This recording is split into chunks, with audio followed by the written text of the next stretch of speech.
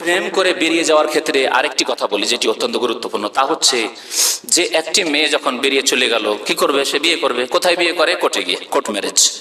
আপনারা কি শুনেছেন, জানেন যে কোর্ট ম্যারেজ এইভাবে জায়েজ নয়, হারাম? এই ফতোয়া দেবে না মযহাবপন্থী গোঁড়া মোল্লারা, ফতোয়া দেবে না।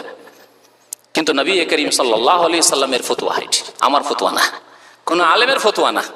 প্রিয় নবী সাল্লাল্লাহু আলাইহি সাল্লাম বলেছেন, লা নিকাহা ইল্লা বিওয়ালিয়িন, বিনা অভিভাবকে কোন মহিলার বিয়ে জায়েজ নয়, বিয়ে হয় না। লা নিকাহা, বিয়ে হয় না। এই যে মেয়ে যে উঠে চলে গেল একজন যুবকের সাথে, আর গিয়ে বিবাহ শাদী করলো, সেখানে গিয়ে উকিল ধরলো, আর ওকে আরো। আমি যখন এই হাদিস শুনিয়েছি এমনি বিশেষ বৈঠকে, তখন অনেকে বলে যে ওখানে গিয়ে তো করে নাই, ওলি তৈরি করে নাই, গার্জেন তৈরি করে। গার্জেন তৈরি করে গার্জেন হয় নাকি? না, আল্লাহ গার্জেন তৈরি করেছেন। শুনে রাখুন গার্জেনের ব্যাপারে, বাবা গার্জেন, আসল গার্জেন।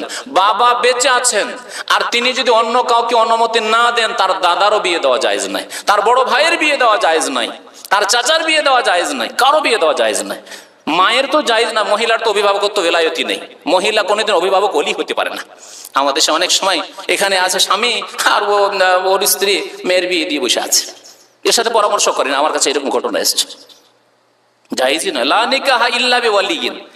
তাহলে আপনি থাকতে আপনার মেয়ের বিয়ে যদি আপনার ভাই দেয়, আপনার বাবা পর্যন্ত দেয়, বাবাকে কত সম্মান করি আমরা, পরিবারের দাদাকে কত সম্মান করা হয়, দাদাও যদি বিয়ে দেয়, বিয়ে হবে না।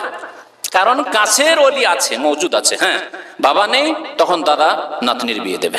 জি, লা নিকাহা ইল্লা বিওয়ালি। আর একটি হাদিস শুনেন, আরো স্পষ্ট এর চাইতে। আইয়ুমা ইমরাতিন নাকাহাত নাফসাহা বিগাইরি ইজনি ওয়ালিহা ফানিকাহুহা বাতিলুন বাতিলুন বাতিলুন। নবী করিম সাল্লাল্লাহু আলাইহি ওয়াসাল্লাম বলছেন, যে কোনো মহিলা, আইয়ুমা ইমরা, যে কোনো মহিলা। তাহলে আমাদের দেশের মযহাবপন্থীদের এই কথা যে যুবতী হলে অসুবিধা নেই, আর যদি যুবতী না হয়, নাবালিকা হয়, তাহলে এটা চলবে না।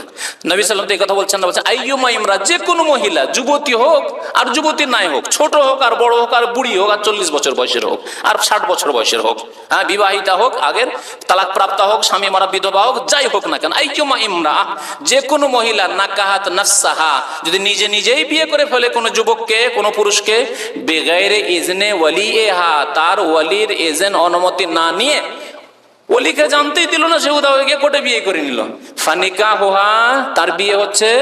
নবী করিম সাল্লাল্লাহু আলাইহি ওয়াসাল্লাম 3 বার বলেছেন, কি বলেছেন?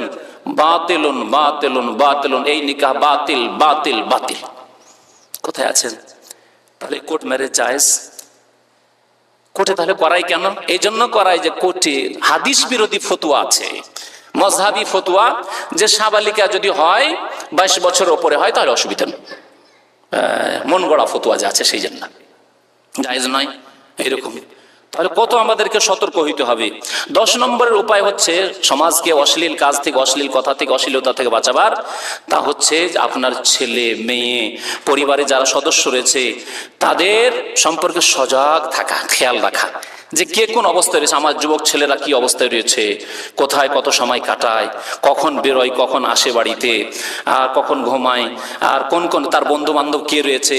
মেয়েরা, ওই মেয়েদের ক্ষেত্রে দেখতে হবে যে কোন বান্ধবীর বাড়ি যায়, আবার যে বান্ধবীর বাড়ি যায়, যে বান্ধবী তার কাছে আসে, সে চরিত্রবান না চরিত্রবতী না চরিত্রহীনা, এসব খেয়াল রাখতে হবে। হয়তো আপনার মেয়ে পরেশগার, কিন্তু চরিত্রহীনা এক যুবতীর সাথে তার বন্ধুত্ব, যার ফলে বিভ্রান্ত হয়ে যেতে পারে।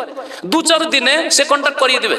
এইরকম বহু যুবতীর কন্ট্যাক্ট করিয়ে দেয় যুবতীরা, অন্য যুবতীরা যুবকদের সাথে, হয় না এসব ঘটনা? তাহলে আপনাকে এগুলি খেয়াল রাখতে হবে। আর একটি জিনিসের সম্পর্কে সজাগ দৃষ্টি রাখতে হবে, তা হচ্ছে আপনার বাড়িতে যে প্রচার মাধ্যমগুলি আছে, টিভি আছে না, ইন্টারনেট আছে, এগুলি প্রচার মাধ্যম, এগুলির ইউজ কেমন হচ্ছে, ব্যবহার কেমন হচ্ছে। আপনার ছেলে, আপনার মেয়ে ইন্টারনেটে বসে, আপনার ছেলে মেয়ে টিভির সামনে বসে, দেখে কি, শোনে কি, কি করে তারা কম্পিউটারে বসে, কি করে তারা টিভির সামনে বসে, জি, কি প্রোগ্রাম দেখে, এগুলি খেয়াল রাখতে হবে। আর আপনি ছেড়ে দিয়েছেন যে অসুবিধা নেই, আমার ছেলে মেয়েরা খুব ভালো। আজকাল খুব বেশি বিশ্বাস যতটা হওয়া উচিত তার চেয়ে অনেক বেশি আমাদের ছেলে মেয়েদের সম্পর্কে বিশ্বাস, যার ফলে আমাদের ঘরে এইসব পাপ ঢুকে যাচ্ছে। আমার ছেলে মেয়েরা যখন বেরিয়ে চলে যাচ্ছে, ছেলে বেরিয়ে গিয়ে বাবাকে জিজ্ঞাসা করলো না, বিয়ে করে ফেললো এমন জায়গায় যেটা পছন্দ করলো না বাবা মা, বা মেয়ে বেরিয়ে গিয়ে একবারে কলঙ্ক করে দিল, গোটা পরিবার গোটা বংশের কলঙ্ক করে দিল, বেরিয়ে গিয়ে বিয়ে করে দিল কোথায়, কোনো ফাসেকের সাথে বেরিয়ে চলে গেল, কোনো লম্পট বেনামাজির সাথে বেরিয়ে চলে গেল, কোনো দুশ্চরিত্রের 2-4-5 দিন 10 দিন রাখলো, তারপরে ধাক্কা দিয়ে তাকে পাঠিয়ে দিল আবার বাড়ি। এইরকম কত ঘটনা ঘটছে এইসব কারণে। আপনি খোঁজ খবর রাখেন আপনার ছেলে মেয়েদের, আপনি খোঁজ খবর রাখেন যে প্রচার মাধ্যমে ইন্টারনেটে কোথায় কোথায় সে কানেকশন করেছে। আজকাল ইন্টারনেটে প্রেম করছে, আর এত বেশি ইন্টারনেটে প্রেম হচ্ছে যে যা হয়তো অন্য কোনো প্রচার মাধ্যমে হয় না, এত বেশি।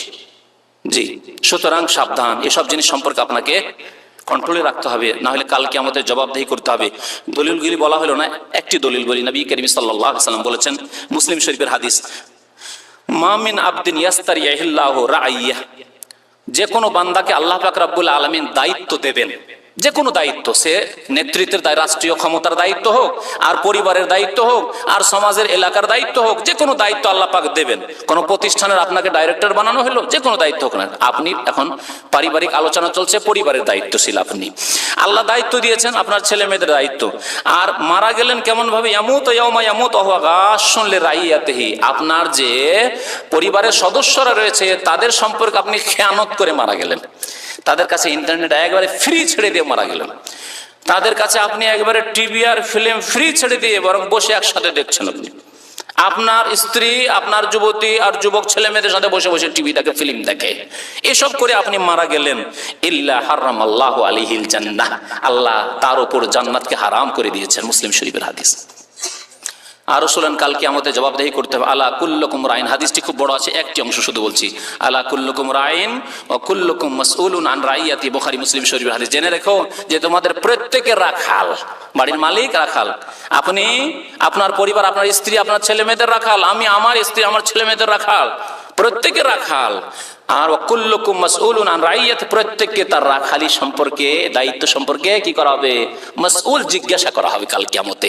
জবাব দিতে হবে যে আপনার ছেলের চরিত্র যে খারাপ হয়েছিল তার পিছনে কারণ কি, জবাব দাও, এমন কেন হইলো, আপনার মেয়ে কেন বেরিয়ে গেল, জবাব দিতে হবে নাকি, জবাব দিতে হবে।